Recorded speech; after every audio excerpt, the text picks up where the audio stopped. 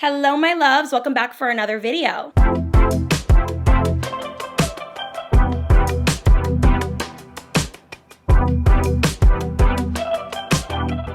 So a video popped up on my homepage last night on YouTube, and I loved the title. I think the title was something along the lines of how to be more attractive or how to appear more attractive.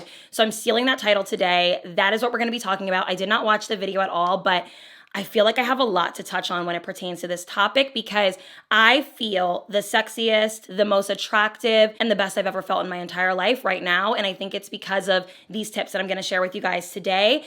And I think that attractiveness is something that we should want to strive for ourselves. Hopefully I make it very evident and clear in today's video that this is not to make other people desire you. I think that that naturally just comes when you are someone who's attractive. So that's not really the focal point of today's video, but the focal point is to walk through life feeling like you are that bitch, because you are. You absolutely are that bitch. You just need to tap into her. So we're going to talk about it today. Don't forget to give this video a big thumbs up and subscribe down below and follow me on Instagram. I just want to get straight into the topic. I actually have a facial in about an hour and I have a full face of makeup on, and it takes me a minute to get there. So this is the earliest I've ever filmed, but I need to get this video out. So I hope you guys enjoy it. Let's get into the tips. Number one, to appearing more attractive or being more attractive, let's just, instead of appearing, because we're going to be more attractive, is having your own life and being rooted in it. When I started living for me, and I don't mean this in like a selfish, disrespectful way, but I mean this in I have my own schedule. I have my own life. I have my own career. I have my friends. I have my life. I felt so confident, sexy, beautiful, and attractive. And I think the reason why is because when you are living vicariously through others, or you are just living in other people's lives in general, you just don't feel super confident in yourself. And I think the reason why is because you're constantly escaping your reality and trying to live other lives. The most attractive you will ever be is when you have your own life, your own schedule, your own career, your passions, your projects, the things that you're working on, and you just love it. So I really think getting, specific, trying to figure out what that looks for you is going to be the most attractive quality that you can really possess. A lot of people are living for others. A lot of people don't know themselves. A lot of people just aren't comfortable in their own skin and in their own lives. It's time to get serious about these things. And I don't know, there's just something really sexy about a person that I meet who has a plan, has a schedule, has a life, and really genuinely pursues it every day and enjoys it, okay? I have been complimented so many times by people who are also very self-actualized, because this can tend to be a little intimidating to those who don't really tap into these things, but we're not trying to appease those people anyways. Having your own life is something that is very complimentary to someone who also does things for themselves. And this can kind of translate into dating as well, because someone who is just a go with the flow kind of person, genuinely just kind of lets other people like steamroll them and decide things for them all the time, is not someone who has their own life. Even if you do, you're clearly not making that known. So being someone who's kind of like hard to reach and just kind of has your own world and people need to come correct is really just a beautiful way to level up your attractiveness. Number two is a big one, and I think you guys are going to know what I'm going to say, and it's to be confident. Confidence is key. Confidence is truly the way that you should move through life in so many different areas. The most attractive quality that I have ever found in a person, whether it was a male or female, was their confidence. There is just something so sexy and beautiful about someone who walks with purpose, knows that they have something to bring to the table, and it's literally just themselves, and that they feel proud of their achievements and their accomplishments.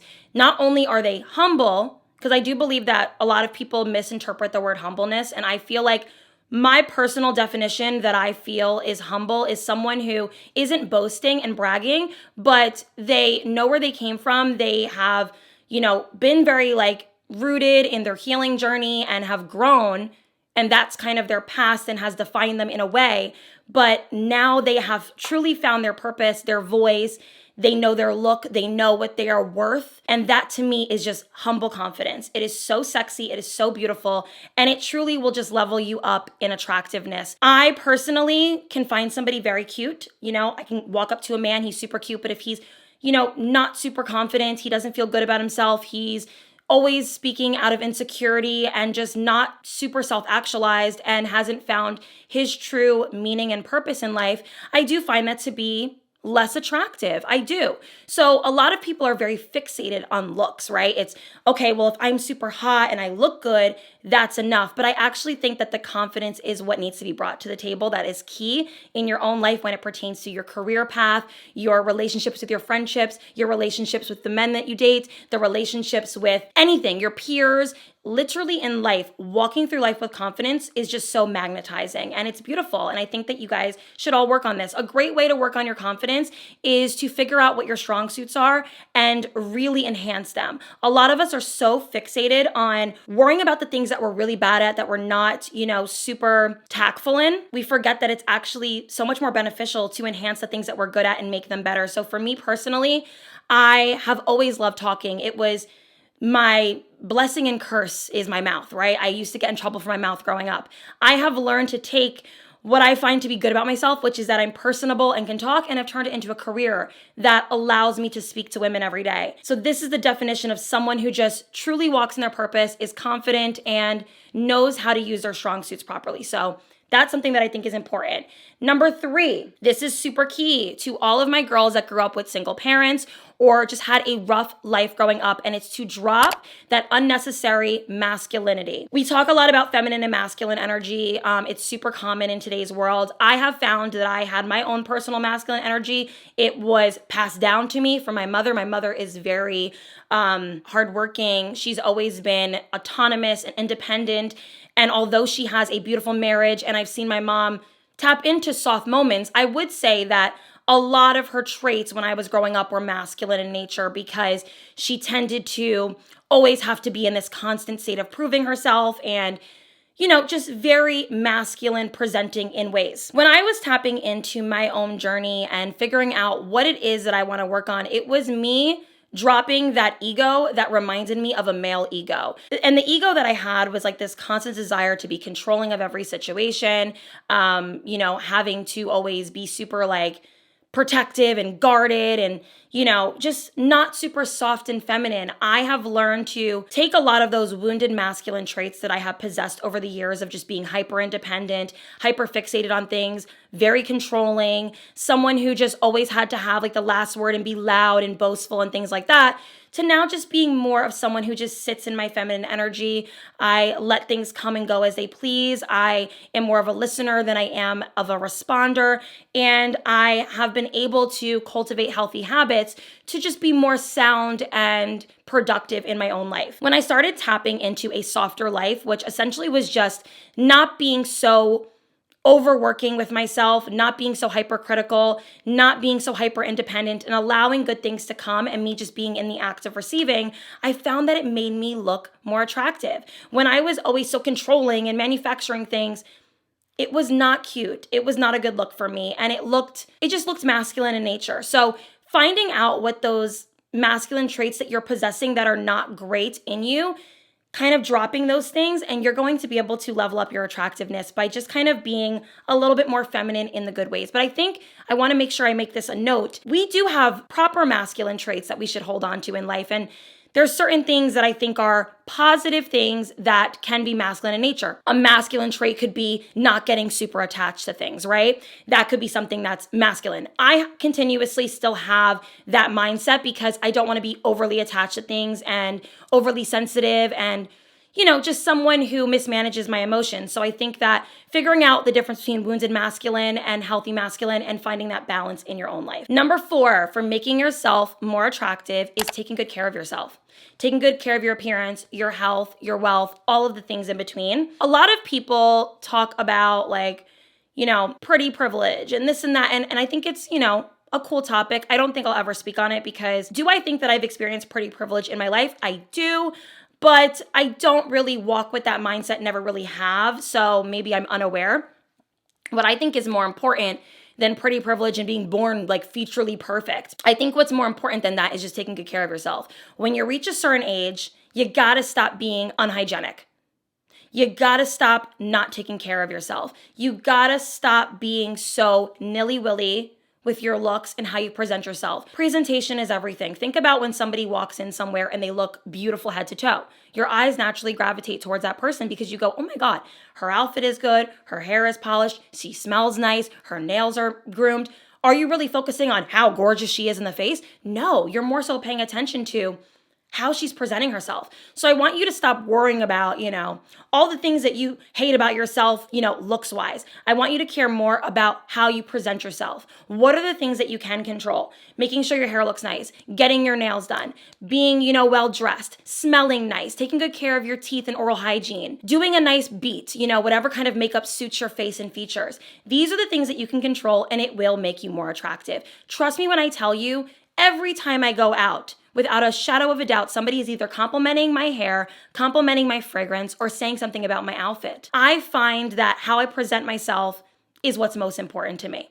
That is what carries you through life, and it will help you in dating. It will help you in career paths. It will help you with friendships. It will help you just in general. And this will also improve your confidence, because presenting yourself in a way that looks nice is going to just naturally boost your confidence too. So these are really great ways to make yourself more attractive. Number 5 is to be who you say you are. I think that being someone who doesn't know thyself, is not self-aware, and just allows yourself to be a sheep, I guess, to society, in the sense that you don't really know yourself. You maybe kind of follow trends. You think that being a certain way will get you into certain places.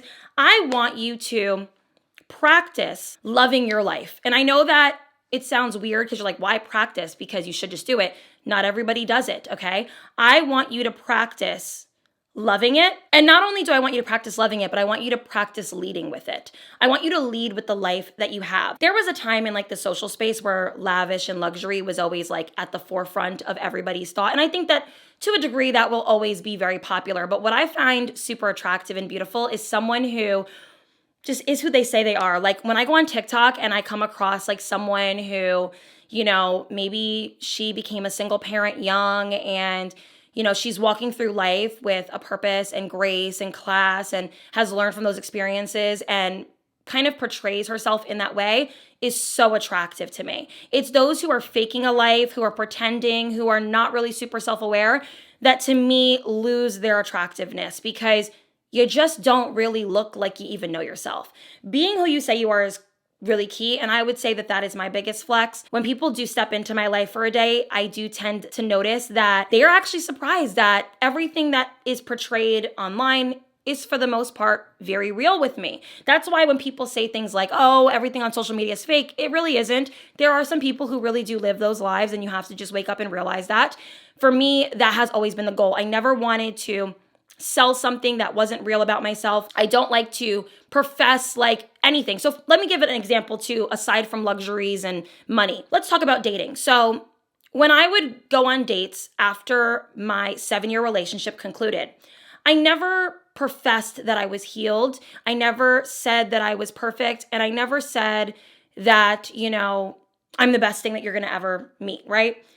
I will always boost myself up, and I will never talk down on myself, but I'm also very honest that I am who I say I am. So normally I would respond with, I'm still healing, I'm still growing, and I'm still elevating, and it's a work in progress. And I love who I'm becoming every day, and every day I'm better than I was yesterday. And that is, to me, someone who is speaking honestly about themselves. And it's very attractive when people are self-aware, they speak how they feel they actually are, and allow themselves to grow and evolve with time. That is my favorite thing. So even when I meet men, I like to scope out, okay, is this person really living the life that he says he lives, or is he putting on a front? And a lot of times, if you're discerning, you're going to figure these things out. So I always do. And I prefer someone who just is who they say they are. Number 6 is humongous, okay? Emotional intelligence will make you very attractive. I actually kind of want to read to you something that I saved in my phone today about emotional intelligence, because I think that this is something that can help a lot of people out. So it says on this post, emotional intelligence looks like, and I'm going to read you guys the bullet points: awareness of your own internal world, emotions, beliefs, and values. Demonstrating awareness and empathy for your partner's experiences. Recognizing how your upbringing or previous relationships might still be impacting you and your current relationships. Essentially, it's just being aware, right? Willingness to be open and honest about your feelings and experiences. Understanding your triggers and using regulation skills to calm down. This is huge, okay? Regulating your emotions, having good emotional intelligence means not being so reactionary and ridiculous all the time. The ability to be open-minded and consider others' perspectives. Okay, we're leading our lives with empathy. We are not super judgmental all the times, please.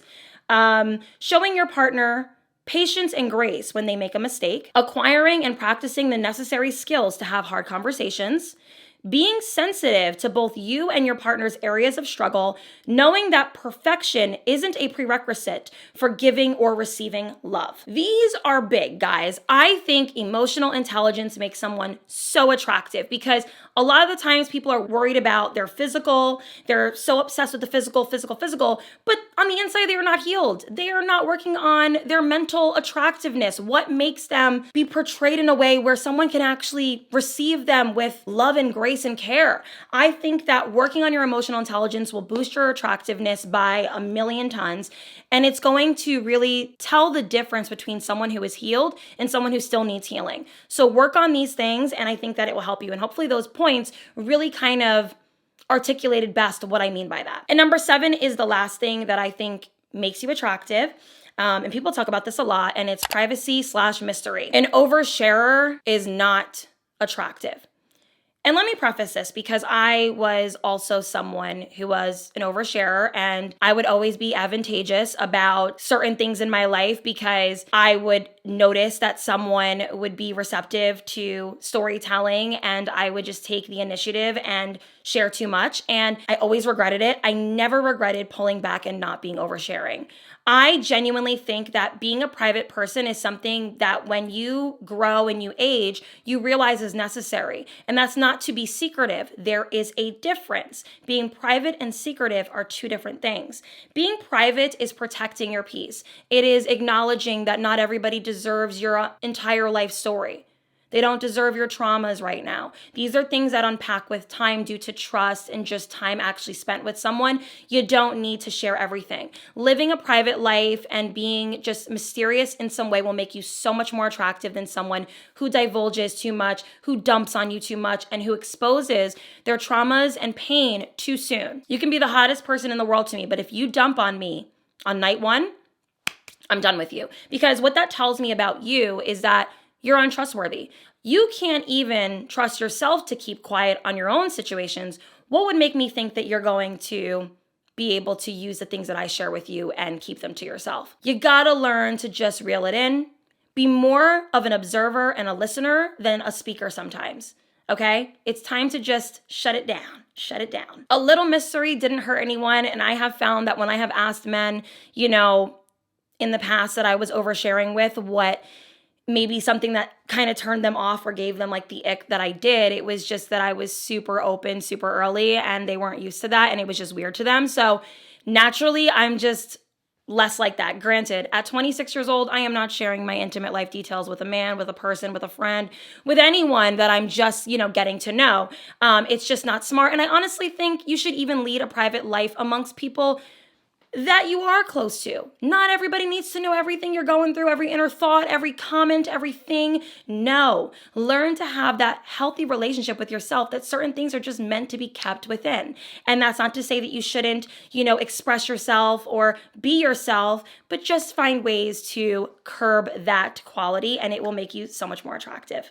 Okay, I hope that these tips have helped you. These are things that I have worked on throughout the years and that has allowed me to feel sexy, beautiful, confident, and just pretty much attractive. I hope that these help you as well. And if you need to work on these things, get to it. And yeah, guys, I will see you in the next video. Bye, everyone. Mwah.